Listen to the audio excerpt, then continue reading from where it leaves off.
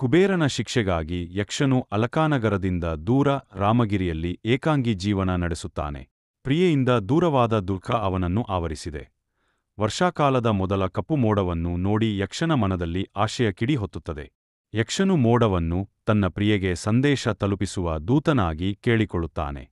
ಅಲಕಾನಗರಕ್ಕೆ ಹೋಗುವ ದಾರಿಯನ್ನು ವಿವರಿಸುತ್ತಾ ವಿಂಧ್ಯ ಪರ್ವತಗಳ ಸೌಂದರ್ಯವನ್ನು ಮೋಡಿಗೆ ವಿವರಿಸುತ್ತಾನೆ. ಮೋಡವು ನರ್ಮದಾ ನದಿಯ ತೀರದಲ್ಲಿ ಹರಡುವ ನೈಸರ್ಗಿಕ ಸೌಂದರ್ಯವನ್ನು ಕಾಣಬೇಕೆಂದು ಹೇಳುತ್ತಾರೆ.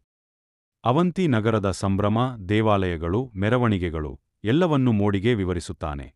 ಹಿಮಾಲಯ ಪರ್ವತಗಳ ಮಹಿಮೆ, ಅದರ ಶಾಂತತೆಯನ್ನು ಮೋಡಿಗೆ ಚಿತ್ರಿಸುತ್ತಾನೆ. ಅಲಕಾನಗರದ ಚೈತನ್ಯ, ಕಂಗೊಳಿಸುವ ಅರಮನೆಗಳು, ದೇವಾಲಯಗಳು, ಯಕ್ಷ ತನ್ನ ನೆನಪುಗಳಲ್ಲಿ ಅದನ್ನು ವರ್ಣಿಸುತ್ತಾನೆ.